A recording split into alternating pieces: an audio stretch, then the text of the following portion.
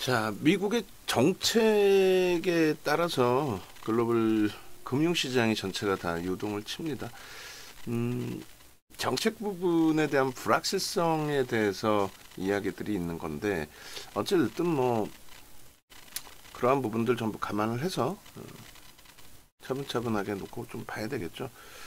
일단은 글로벌 증시의 고점 대비해서 꺾인 그 흐름폭의 규모가 굉장히 크다라는 걸 확인할 수 있는데, 다만 국내 증시 같은 경우가 연동되지 못했던 부분, 그러니까 22년도 이후에 뭐 우리나라 증시 같은 경우 글로벌 시장에서 소외되는, 선진 시장에서 소외됐다라기보다는 좀 뭐라고 표현을 해야 될까요? 방향성은 위로 같이 형성이 됐단 말이에요. 뭐 우리나라 증시가 폭락을 하거나 그런 부분은 아닙니다. 마지막 이제 6개월 동안, 그러니까 지난해 7월 고점을 찍고 그 이후에 6개월 동안의 흐름이 부정적으로, 상당히 부정적으로 형성이 됐었던 부분이 있고요. 그리고 그거 이외에는 사실상 상승률에 있어서 글로벌 시장 대비 상승률이 좀 제한적이었다, 이렇게 해석이 되는 거죠. 잘 보시면 이렇게 돼 있어요. 그 전체적인 흐름이 2015년 12월부터라고 이제 스타트를 잡으면, 저 기준은 마지막 금리 인상이 2006년 6월이었거든요. 마지막 금리 인상 이후에 9년 6개월 만에 금리를 인상한 게 2015년 12월입니다. 그러니까 금리 인상과 금리 인하의 시기가 2000년대 들어서 그렇게 많지 않아요. 2004년 6월부터 2006년 6월까지고, 그리고 나서 15년 12월에 금리 인상을 처음 한 거고, 그리고 이제 이번에 금리 인상을 22년도에 단행을 했던 거죠. 그러니까 2000년 이후에 총 3번의 인상이 있었고, 그리고 인하의 기준에 있어서는 2007년 9월에 서브프라임의 문제 때문에 인하를 하면서 결국 이제 리먼 사태 터지고, 베어스턴스 문 닫고, 메릴린치 매각되고, 그런 과정 속에서 금리 인하가 단행이 됐던 거죠. 2000년 이후에 금리 인하, 그리고 코로나19 사태 때문에 금리 급격한 인하, 제로금리로. 그러니까 금리가 인상되는 시기에는 항상 이렇게 랠리가 나왔습니다. 금리를 인상할 정도로 지표가 좋기 때문에. 금리를 인하하게 되면은 경기 둔화에 대한 경기 부양책이죠. 그게 이제 정점에 달하는 게 어떤 큰 사회적 이슈라든가 코로나19 같은 내용들, 이런 기준. 그다음에 리먼 사태처럼 금융시장의 붕괴가 연출이 되게 되면 그거는 이제 굉장히 좀 회복하는데 오랜 시간이 걸립니다. 근데 이번 같은 경우는 금융시장의 시스템적인 문제의 붕괴가 아니라 정책에 대한 내용이잖아요. 그래서 15년도 12월 이후에 지속적으로 비슷하게 흘러왔던 부분이 금리 인하 과정 속에서 미국과 유럽, 일본, 그리고 우리나라의 흐름이 조금은 바뀌었어요. 바뀐 게 아니라 방향성은 똑같은데 변동률에 있어서 이제 미국 쪽의 흐름은 유동성을 바탕으로 좀 강세가 계속 유지가 됐고, 상대적인 변동률이. 그리고 이제 그 이격 부분은 계속 유지가 되다가 미국에서는 이제 트럼프 전 대통령이 1기 집권하던 시기가 17년도에 취임식을 하고, 그리고 20년도까지 진행을 한 거죠.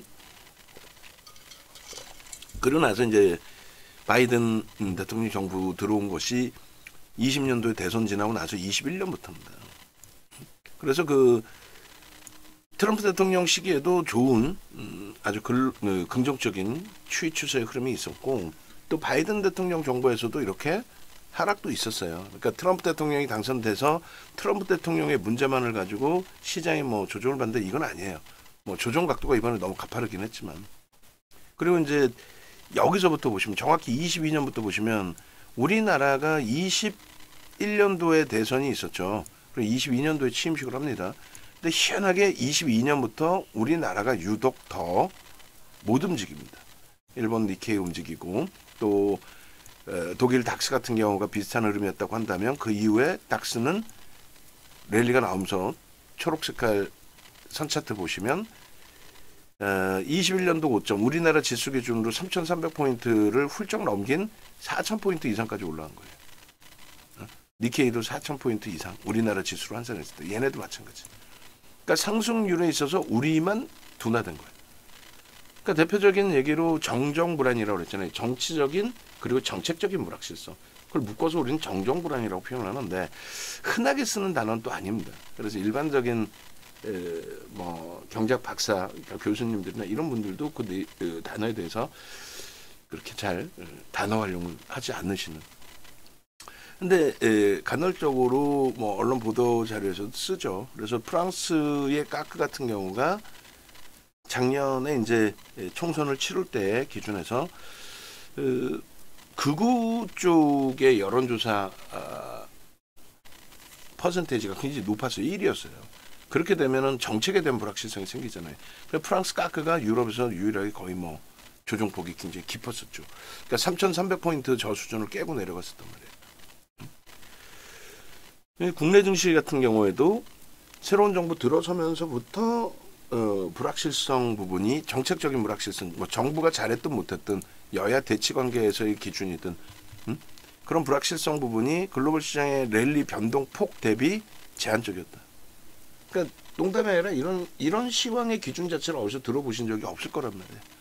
전부 그냥 뭐 매일매일 데일리의 시황에 증권사 보고서 나오는 걸 짜집기 해서 코멘트를 하는 정도, 유튜버들이나 아니면은 뭐 케이블 경제 TV 나와서 이야기하는 친구들의 경우에, 또 증권사에서 리서치 센터에서 제대로 업을 그것으로 해서 분석하는 분들이 아닌 그냥 지점에 있는 친구들이 나와서 구두적인 좀 심하게 표현 말장난하는 그런 기준에서는 이런 내용들에 대해서 이야기를 못한단 말이죠. 그냥 나와 있는 보도자료 뉴스 내용 가지고 본인들이 어떤 그것을 논의할 만한 의견을 객관적으로 제시할 만한 위치가 되지 못하고 지식이 안 되는데도 해석을 하면 좋은데 그게 아니라 머릿속에서 나온 얘기 있냐 그냥 아무 얘기나 한답니다. 그러니까 여러분들은 그냥 복잡하게 생각하실 필요 없이 글로벌 증시의 흐름 대비해서 우리나라가 왜 여태 지금까지 상대적인 약세를 면치 못했느냐. 특히 작년 7월 이후에 흐름에서 이렇게 6개월 동안의 조정을 받은 거예요. 6개월. 제가 지금 가려져 있는데 저 부분도 다시 한번 보겠습니다. 6개월 동안을 조정을 받아가지고 글로벌 증시가 멀쩡하게 움직이는데 우리나라만 6개월 동안 무너져 내렸던 거죠. 그리고 굉장히 지금은 솔직히 강한 겁니다. 글로벌 시장 대비해서 월등히 강한 거예요. 왜냐면 안 빠지잖아. 오른 게 없으니까 안 빠지잖아. 6개월 또 미리 디커플링이 이렇게 나오다 보니까 다 강세였잖아요. 일본도 이거 약세 아닙니다. 엔화 강세 감안한다면. 이런 흐름이었는데 6개월 동안 우리만 무너졌다고. 그러다 보니까 이번에 이런 급락에서는 상대적으로 저점을 덜 깨고 근데 여전히 3,300에서 한참 멀어져 있는. 이번에도 어떤 거예요? 정책적인 불확실성이죠. 정치적인 불확실성이라기보다는 미국의 새로운 정부가 들어오면서 정책에 대한 불확실성이 불거졌다. 결론적으로 지금 이 위치에서 이제 정책적인 안정화만 찾아오게 되면 이제 뭐 미국의 해석인 거지 유럽의 해석은 또 봐야 돼요, 그죠? 또 중국의 관계 부분도 봐야 되고 겉으로는 뭐 중국 관세 뭐 125%인가요? 더 상향시킨다 뭐 난리를 치고 있지만은 결국은 뭐 전쟁하자는 것도 아니고 그리고 중국에서는 미국의 채권을 가장 많이 갖고 있어요. 그러니까 글로벌 시장의 외환잔고 1, 2, 3위가 누구예요? 중국, 사우디, 일본 이렇게 돼 있단 말이에요. 거기에 이제 중국으로부터 국가 또 전 세계적으로 국가의 인정을 받지 못하는 대만, 또 우리나라, 또 스위스 이런 쪽이 미국의 채권을 다 사주는 거고 채권을 찍어서 미국은 먹고 사는 거죠. 달러를 찍어서 먹고 사는 게 아니라 그런 기준에 중국에게 과연 그렇게 할 수 있을까요? 정치적인 이슈, 정치적인 쇼 이외에 맨날 보면 이제 뭐 화폐 전쟁이라고 해서 뭐 송홍빈이 지은 소설이죠. 반소설 얘기를 써놓은 거잖아요. 로스차일드 나오고 지금도 지하 세계의 금융이 전 세계를 뭐 좌지우지하고 있다. 그건 소설이고 말 그대로. 그리고 화폐 전쟁을 한다. 미국과 중국의 기축통화 싸움을 한다. 지금은 그럴 단계도 아니고. 그래서 지금 이제 새로운 정부가 들어서서 새로운 정부의 새로운 정책이 나옴으로써 혼란세가 가중된 거고 거기에 이제 좀 보수 진영이잖아요. 그죠? 보수 진영이고 민주당과는 다르게 자국의 이익을 좀 더 강조하고 뭐 자국의 이익을 민주당이 강조 안 한다는 건 아닙니다만 좀 외교 정책이나 이런 부분에 있어서 맞추 기준을 보여줌으로써 표를 얻어오는 그런 정책을 보수 공화당 쪽에서는 설정을 해서 지금까지 진행해 왔기 때문에 그러한 흐름의 기준이다라고 생각하시면 돼요. 그래서 항상 보면은 뭐 아버지 부시 아들 부시 때도 글로벌 시장에서는 그분들에 대해서 평가를 뭐 그렇다고 또 부정적으로 한다는 건 아닌데 하여간의 관계가 그렇게 우호적이진 않아요. 그래서 그거는 정치적인 기준이고 그것을 정책적으로도 설정해서 놓고 볼 수 있다. 그래서 결국은 이제 관세에 관련된 내용도 뭐 트럼프 정부 1기 때 트럼프 1기 행정부 때 기억 안 나세요? 그때도 뭐 우리나라가 돈을 안 내고 공짜로 안보에 대해서 미국은 돈을 이렇게 많이 써서 국가를 지켜주는데 이따구로 그따구로 하는데도 불구하고 이제 또 우리나라 보수도 또 너무 또 미국에 젖어들어 있는 극우 같은 경우 조금 불편하다는 거죠. 어찌됐든 그 당시에도 뭐 현대차 관련해서의 내용도 불편했고 뭐 현대차만 그런 거야. LG 그룹 뭐 삼성그룹 뭐 가전제품까지도 뭐 관세 관련해서 세탁기 얘기 나오고 뭐. 근데 결론은 이제 그런 부분이 전체적인 펀더멘털을 훼손하지는 않는다는 거예요. 그래서 조금은이 아니라 많이 불편한 부분이 있겠지만은 너무 이제 과도하게 그 부분에 대해서 부정적인 해석을 하시기보다는 긍정적으로 보자. 부정적으로 해석을 하고 부정적인 것 같으면 지금이라도 정리해서 쉬는 게 옳다라고 말씀드렸죠. 그게 아니라면 그러면 돌려질 때 누가 돌릴까를 기준 잡아야 되는데 결론적으로 지금 글로벌 시장의 시가총액 10위 안에 들어와 있는 종목은 테슬라는 이제 밀려 내려갔죠. 지금 사우디 아람코하고 버스커에셔의 이외에는 성장주입니다. 그 성장주도 기술주입니다. 잘 생각해 보세요. 금리를 고금리잖아요. 지금 금리가 어떻게 저금리입니까? 작년에 선거가 껴있었기 때문에 금리 인하에 대한 압박이 굉장히 불거졌던 거고 지표가 긍정적인데 금리를 인하하게 되면 어떻게 돼요? 인플레이션 감당 안 되죠. 지표가 긍정적이라는 경기가 나쁘지 않다라는 거예요. 사실 지금 나오는 얘기가 스태그플레이션에 대한 우려감인데 그건 뭐냐면 경기가 안 좋은데 물가 오르는 거. 그건 남미 얘기인데 미국도 그렇게 될 수 있다? 근데 미국의 지표가 좋단 말이에요. 경기가 좋다 안 좋다는 결국은 지표로 논하는 거지 내가 현재 진행하고 있는 산업이 안 좋다고 해서 그 부정적이지 않단 말이에요. 그러니까 예를 들어서 뭐 탄핵 정국이 또 터지면서 아무래도 뭐 야간에 장사하시는 분들, 음식 뭐 장사하시는 분들이나 모든 분들이 어려움을 겪게 된 부분도 있잖아요. 근데 이거는 문화의 변화라고 저는 생각을 해요. 그래서 뭐 제 기억이 아주 뚜렷하진 않지만 예를 들면 2007년도 이럴 때만 해도 여의도의 아침까지도 불야성이었어요. 증시도 호황이었고 문화 자체가 먹고 즐기고 뭐 포금하고 뭐 이런 문화. 지금은 뭐 똑같이 포금하는 분들도 계시겠지만 예전하고 완전히 다르고 다르잖아요. 그래서 예전에는 진짜 아침까지 하는 24시간 가게들도 많았는데 지금 많이 없어졌죠. 그게 꼭 비단 경기의 문제만은 아니에요. 문화의 바뀐. 지금 뭐 한 끼에 40만 원, 50만 원짜리 식당을 예약을 못해서 그걸 웃돈 주고 아시잖아요. 뭐 흑백 요리사 대박 쳐서 모수라는 미슐랭 3스타 밍글스 마찬가지고 모수 이번에 재오픈하면 42만 원이에요. 42만 원인데 예약을 못해요. 똑같은 음식점의 개념이 아니란 말이에요. 이제는 마찬가지예요. 지금 오프라인에서 굿즈도 만들고 옷 작업도 하고 자기 브랜드로 옷을 판매하는 그러한 지인이 있는데 얘기를 하더라고요. 매장을 한 4-5개 갖고 있었는데 2개 지금 남기고 줄였는데 코로나도 터졌었고 지금도 벅차다는 거예요. 사실 지금도 조금 그러냐고 말다가 너무 진지하길래 얘기를 했죠. 경기가 안 좋다고 표현하지만은 사실상 좋은 업황에 있는 쪽, 그러니까 AI 관련 쪽, 로봇 쪽 이런 쪽은 뭐 보너스 지급하고 난리 났잖아요. 반도체 마찬가지로.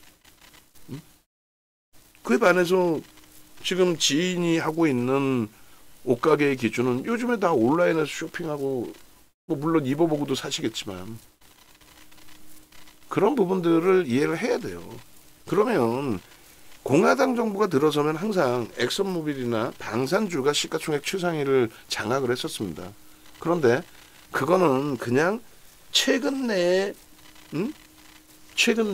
공화당 정부냐 민주당 정부냐의 통계 부분을 얘기하는 거고, 예를 들어서 빌 클린턴 대통령 시절에 실리콘밸리, 그래서 IT 하면 민주당, 규제 완화, R&D 비용에 대한 지출의 승인, 그런 내용들이 민주당에서만이 아니라 트럼프 대통령 1기 시절에 2017년도에 그 내용 가지고 윤정도는 분명히 무슨 소리 하고 있냐, IT 무너질 일 없고 트럼프 대통령의 경우가 기업인 출신이기 때문에 어찌됐든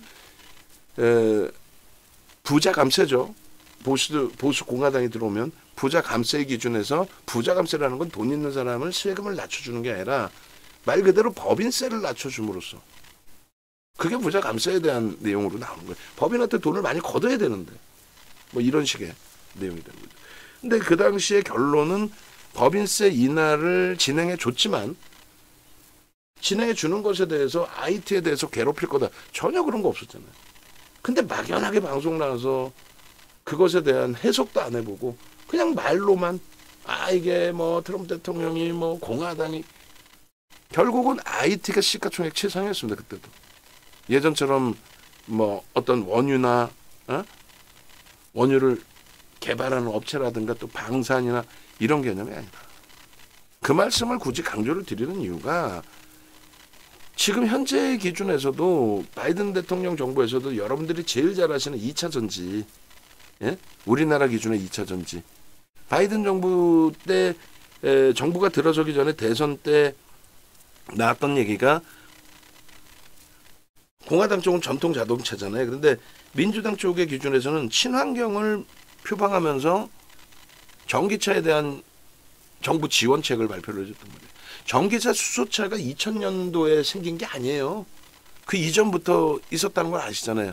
그 전기차, 수소차 뭐 이런 개발을 하고 있었는데 도저히 개발 비용에 생산 라인을 갖추고 만들어내봐야 이 단가가 안 맞아서 판매가 안 된다는 거죠. 너무 비싸서.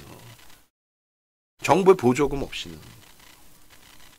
근데 갑자기 친환경의 얘기를 하면서 정부 보조금을 맞춰주고, 그리고 우리나라 같은 경우도 충전소를, 주유소를 뭐 정부가 돈 들여서 만들어주나? 거기에 바이든 대통령 취임도 하기 전에 탄소 배출권 이야기하면서 전 세계 기업들 환경 오염에 대해서 우리한테 허락받아라, 이 정도 이상은 안 된다. 결국은 공식적인 정치적 후원을 받아오는 쪽이 친환경 업체들이기 때문에 그래요. 그래서 테슬라가 10배 이상 올라갔고 2020년, 2021년도에 10배 이상 올라갔고, 그리고 우리나라의 배터리 3사가 시가총액 3위, 5위까지 올라갔고, 그리고 2023년도에 여러분들이 알고 계시는 포스코 그룹주의 2차전지 랠리와 에코프로, 그 다음에 지금 뭐 퇴출 위기에 놓여져 있는 주가 조작의 금양, 700억짜리를 12조까지 날렸으니까 그런 거는 사실상 2차 전지 랠리가 아니에요. 그거는.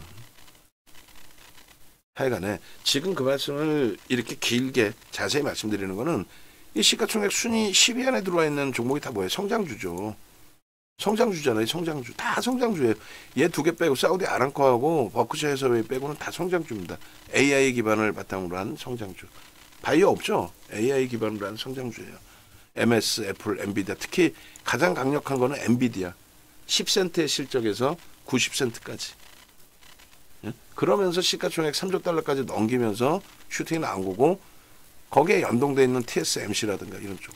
그리고 MS가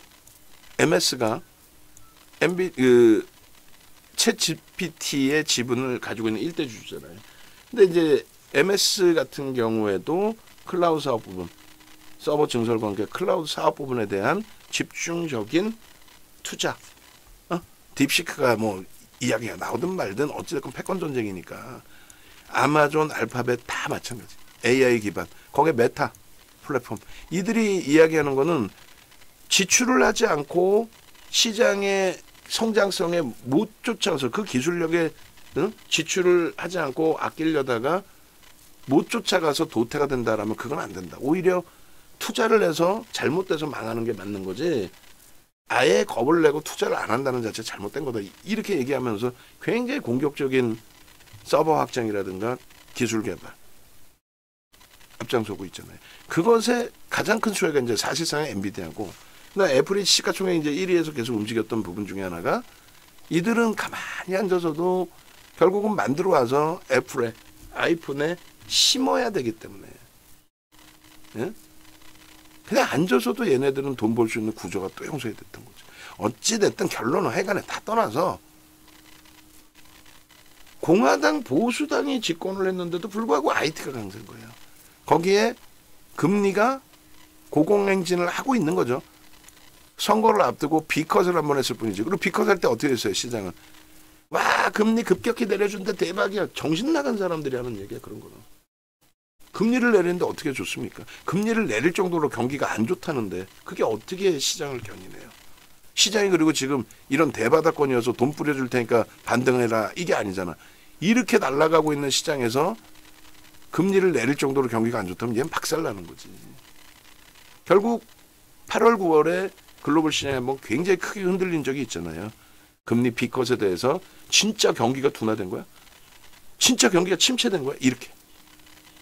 그러고 나서 올해도 비컷 단행할 것처럼 이야기하더니 결국은 윤정도 전망처럼 올해 금리 2번 내지는 안 내릴 수도 있다고 얘기하잖아. 지표가 이렇게 좋은데 금리를 내면 인플레이션 어떻게 감당할 거냐는 거죠. 응?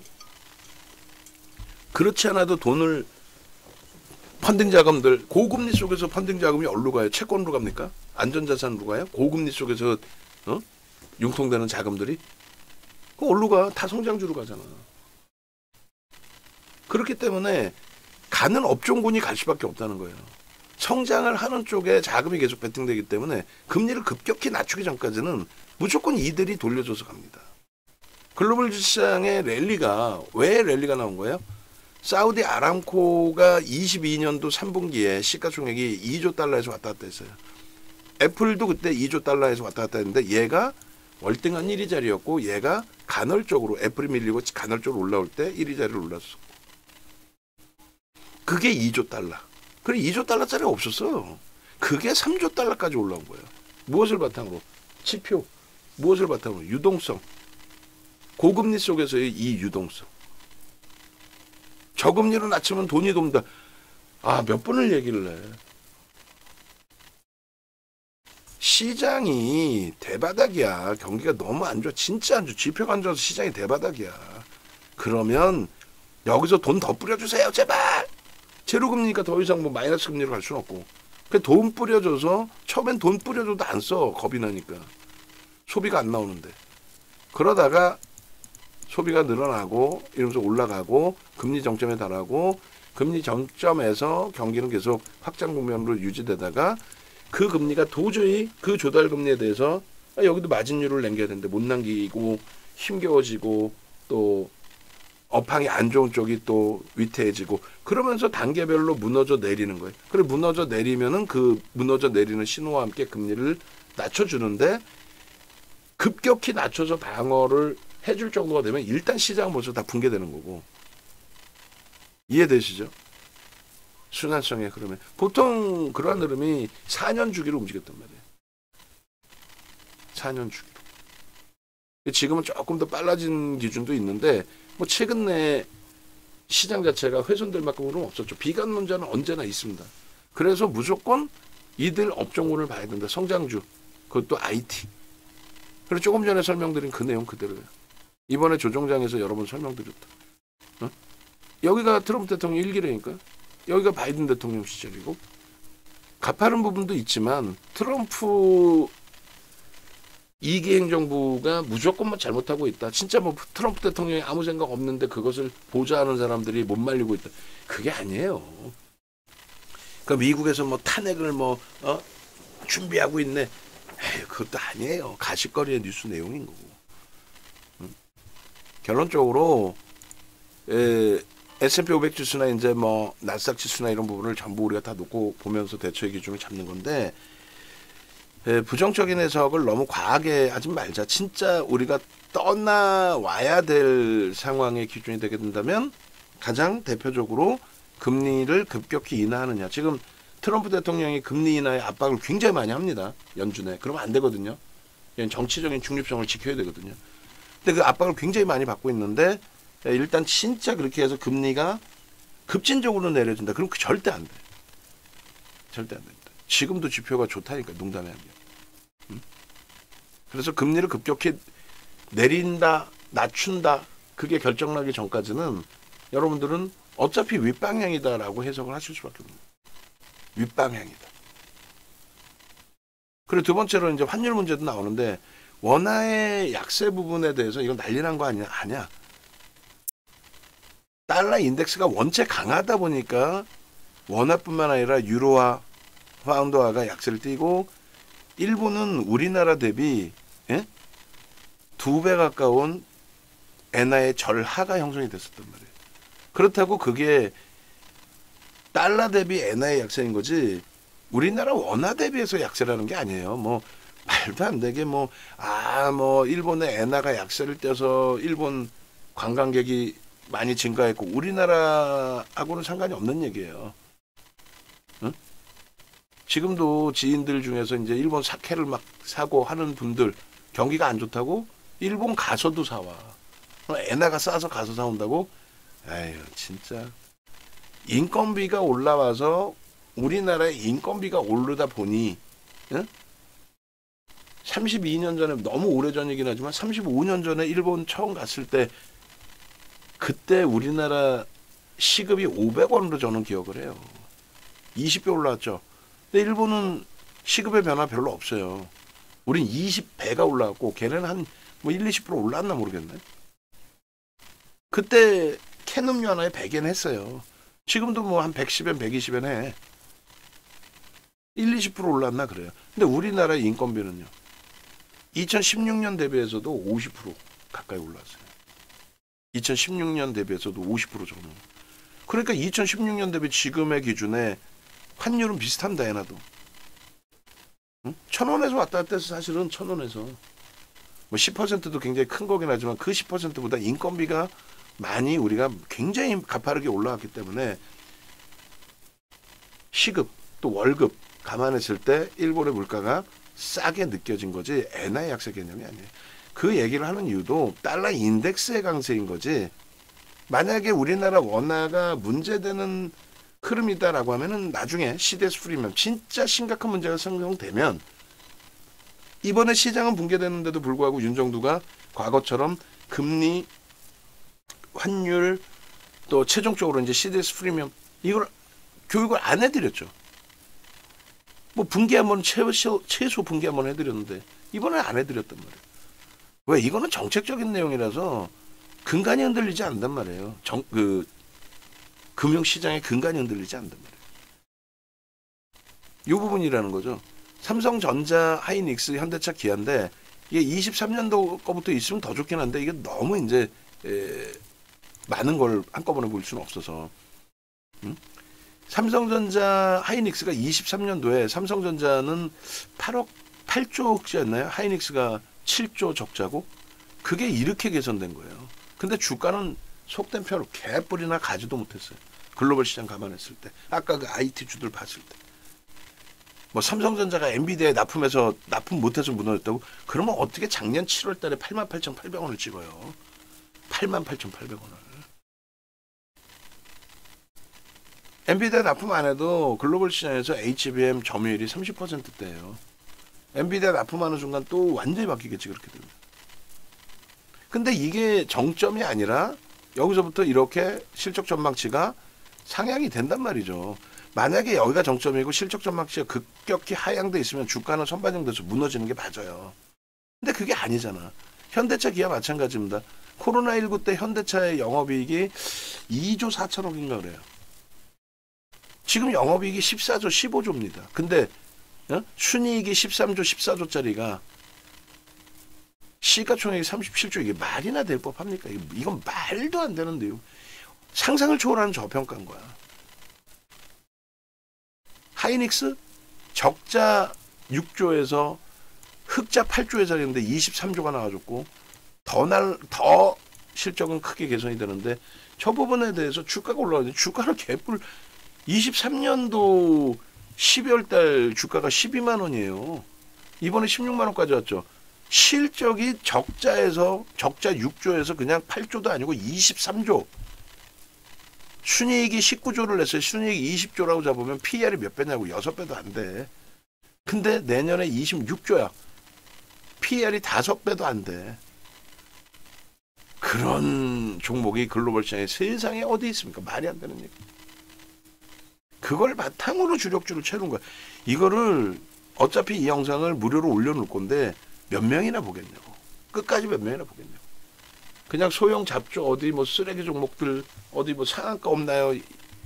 그러니까 맨날 계좌 파란 거예요. 하이닉스가 눌려서 9%이지만은 9%씩 이렇게 폭등이 나오는 극대형주에서 수익을 내면 되는데 꼭 하이닉스 사면 되는데 또 한미반도체 살려면은 재작년 5만 원대부터 오케이 22,000원에 두산에너빌리티 그러니까 다 보고 있다니까 윤정두가 22,000원에 두산에너빌리티 뚫리면 매수 신호를 잡아낸다라는 부분 아시겠죠? 거래가 더 실려야 됩니다. 더 실려고 양봉으로 그렇게 하면 문자 세일 나갈 거니까 여러분들 주십시오. 결론적으로 일단 어찌됐든 간에 요 실적 범위의 주력주를 먼저 채워놓으시고 이들의 탄력이 조금 더디게 나온다 할지라도 방산이 너무 좋아요. 하나 에어로스페이스가 너무 좋아요. 그건 윤정두가 아글아글 썼으니까 이제는 이제 와닿는 거지.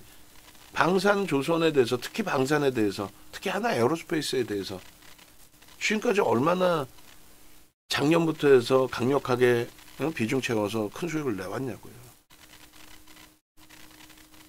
장중 방송이 뭐 힘이 없이 느껴질 수도 있고 뭐 하겠지만은 아니야. 뭐 서두른다고 되는 것도 아니고 내가 욕심을 부린다고 되는 것도 아니고 내가 악을 쓴다고 되는 것도 아니고 그잖아요. 여러분들이 이번 조정은행 다 겪어보셨잖아. 돌릴 때도 내가 악을 쓴다고 돌려지는 것도 아니고 네이버 같은 경우도 그렇게 누적 수급이 뛰어난데도 오히려 한 단계 더 미끄러져 버리고 오히려 오늘 같은 날도 제일 못 오르고 그래서 포트를 구성을 하고 대처를 하는 겁니다. 우리나라에서 지금 작년 9월부터 제일 많은 쌍끌이 매수가 되어 있는 게 네이버예요. 하이닉스, 두산에너빌리티, 현대차는 기간이 일부 매도가 있어서 여기 안 보일 뿐이고 10월 이후 4분기 이후에도 또 1월 이후에도 이수베타시스, 두산에너빌리티 실적 뒷받침되고 매집이 돼 있는 종목군들의 기술적인 부분의 흐름, 거래 터지고 움직이는 흐름, 그것을 기대하는 거 하나와 마찬가지예요.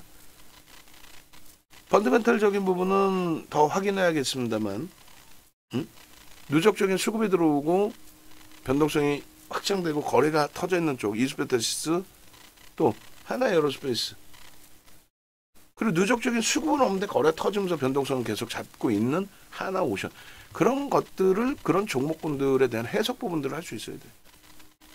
말로만 하나 에어로스페이스가 아닌 어떤 누가 59만 4천 원에 하나 에어로스페이스를 2,400개 종목에서 주력 포트로 이렇게 포착을 해서 넣어놓는 케이스가 있나요? 없죠. 없잖아. 하나 에어로스페이스 방산주 좋습니다 해놓고도 정신 나가서 몰빵하라는 친구들이 있는가 하면은 아예 쳐다도 보지 말라고 공매도 타겟 되니까 공매도가 하나 에어로스페이스에 미치는 영향 1도 없습니다. 작년 이후에 6% 이상, 올해만 3% 이상 매수가 됐는데 공매도는 종목별로 많이 나와야 1에서 3%예요. 결론적으로 4월 포트폴리오에 하도 이제 공매도 이야기하고 하기 때문에 다시금 압축은 해놨죠. 삼성전자, 하이닉스, 현대차. 이게 이제 전일의 기준입니다. 전일의 기준이고 오늘 거를 올려놔야 되는데 뭐 컴퓨터가 지금 우리 작업하시는 분이 부팅이 안 돼가지고 근데 결론적으로 이 흐름 대비 오늘 뭐 강력하게 시장 지수는 5%대 반등이고 삼성전자, 하이닉스, 현대차 이 세 종목의 비중이 가장 높잖아요. 합쳐서 80%예요. 80%. 근데 그들의 변동률이 확장돼 있고 두산에너빌리티도 13% 마이너스잖아요. 전월 대비. 오늘 지금 8%대 반등이에요. 그러니까 시장 낙폭 줄인 것만큼 상당폭을 줄이고 있는 거예요. 소형주 잡주를 안 하더라도 주력주를 저렇게 저평가되어 있는 상태의 종목군들을 넣어놓더라도 저평가인 거지 주가가 뭐 곤두박질 쳐 있는 종목은 아니죠. 그러나서 정책주 또 매집주 또 IT에 연동시키는 뭐 이스페타시스에 대한 전략이라든가 이런 기준 이런 흐름들을 다 여러분들 걸로 갖고 가셔야 돼요. 방송에서 삼성전자를 왜 갖고 나가겠어? 응? 방송에서 하이닉스를 왜 갖고 나가겠어? 조정받을 겁니다? 아니지. 얘네들부터 채워 놓으시고 전략을 꾸리셔야 됩니다. 그 기준이 되겠죠. 극대 극이죠. 윤정도의 전략이. 어? 삼성전자, 하이닉스, 현대차를 얘기해놓고 내일장 공략주에 오래간만에 에이벨바이올로 어제부터 또 편입의 기준 설정 잡았잖아요. 오늘 변동성이 확장이 있었고 차익 실현보다는 그럼 한 대포 더 보자. 어제 믿고 쫓아오셨다면은 공포감에 쌓여서 손절을 하거나 투매를 하는 게 아니라 일단은 1차적인 기술적 반발력을 보실 수 있는 기준이 됐잖아요. 시장의 흐름에 대해서 부정적으로 해석하지 마십시오. 응? 네이버에서 윤정도 검색하시고 우리 전체 포트폴리오 문자 한 통 영상하고 같이 올려드릴 건데 윤정도 네이버에서 검색하세요. 그럼 나오잖아요. 이렇게. 혹은 유튜브에서 검색을 하세요. 보면 유튜브 이렇게 있어요. 유튜브에서 윤정도 검색하세요. 검색하시면은 뭐 나와요? 하나 에어로스페이스 타이틀로 그리고 에이벨바이오 응? 이런 종목군들에서 수익 내시란 말이지. 채널 맞춤 설정. 하이닉스에 대해서 강력하게 말씀을 드려왔었잖아요. 응? 에이벨바이오 뭐 설정을 안 해놔도 응? 동영상 변경 하이닉스 설명해서 올려드려도 저평가 상태도 V 패턴에 폭발적인 시세 나올 수 있다. 나도 종목 검색기 주세요. 뭐 검색기 뭐가 어려워. 받으시면 되지. 응? 종목 검색기 네이버에서 그러다 보니 검색 이 찾아보시면 누적적인 수급이 들어오니 응?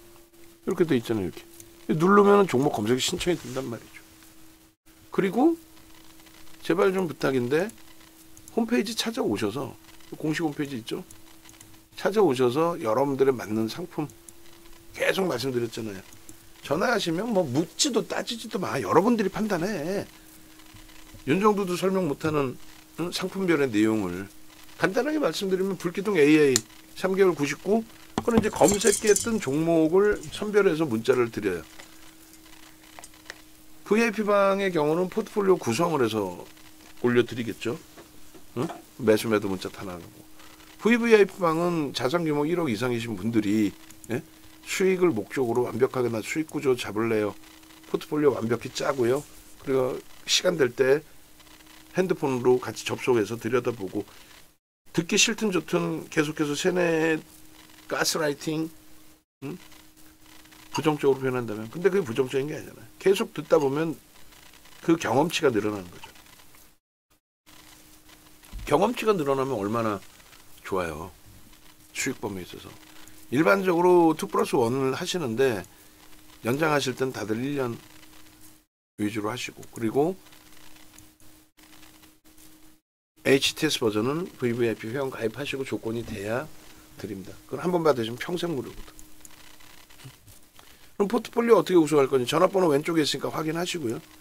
포트폴리오 어떻게 구성해 있느냐 별거 없어요. 우리는 지난 4월 7일 2시에도 시장의 그 어려운 부분에 물러서지 않고 숨지 않고 객관적인 데이터를 가지고 손절도 하고 결국은 이런 식으로 포트폴리오 비중을 구성한 부분에 대해서 편입 설정 범위를 다 잡아내서 수익 범위를 가져갈 수 있어야죠. 4월 7일 날 53,400원이었잖아. 지금 얼마야? 56,000원 공방이에요. 그나마 하이닉스도 그나마 5월 7일 날 대비해서 올라와 있잖아요. 응? 현대차 마찬가지. 그냥 조금 올라와 있어? 5월 7일 날 장중에 녹화할 때 설정해드린 포트폴리오예요. 주력이니까 그대로의 비중이고 단가만 지금 뭐 일부 수정을 해드리는 겁니다. 근데 여러분들 계좌 검사해볼까? 오늘 이 폭등장에도 어설프게 또 어제 순수하신 분들도 계실 수 있고 여러 가지 비중 막 마음대로 줄여버리는 경우도 있고. 근데 멘토의 역할이라면 명확하게 비중을 줄일지 늘릴지 완벽하게 기준 잡아드리고 대처해드리고 그렇게 해야 되겠죠. 여기에 하나 더 뭐 있어요 이제. 여기에 시장 변동성 종목 에이벨 바이오 하나를 더 넣은 거예요. 방산 조정 어떻게 됐냐. 이번 조정장에 일단은 떼어냈죠. 그리고 다시 들어가면 돼. 하나 에어로스페이스 68만 원에 다 정리했는데 다시 돌려놓으면 위로도 따라붙을 수 있지. 뭐가 어려워. 뭐 꼭 정리해서 밑으로만 해야 되는 거야? 아니야. ABL 바이오 단기 변동성 매매죠. 단기 5%.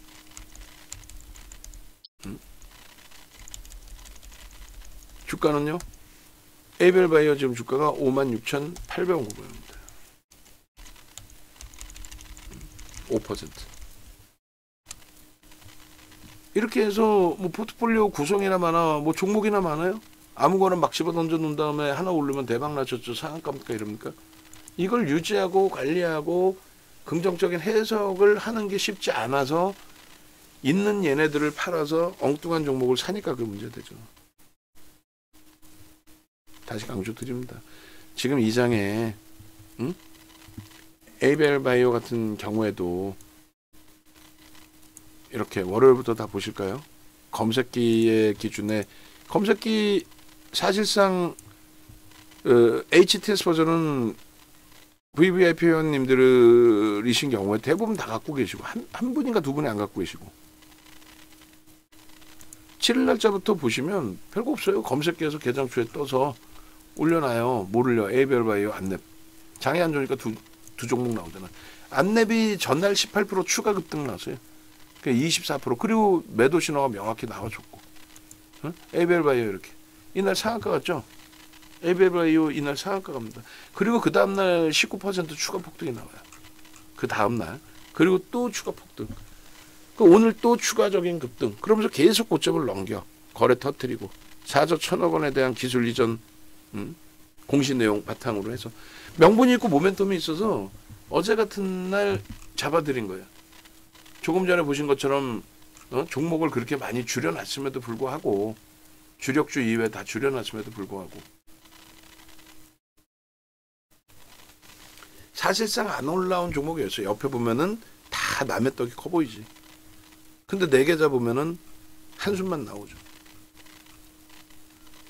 기술적으로 대처도 안 되고 모든 대처가 안 돼. 그래서 재차 강조를 드립니다. 저런 수익 범위들을 스스로가 내실 수 있을 정도로 검색기를 활용하실 수 있어야 되고 그리고 기본적인 지식이 있어서 검색기 활용하면서 수익이 극대화될 수 있는 전략도 꾸리실 수 있는 기준이 되어야 되겠죠. 마지막으로 전화번호 한번 더 보여드릴 테니까 외부에 계신 분들은 참여하셔서 함께 하셔서 수익 꼭 좀 지금 장에 챙겨가시기 바랍니다.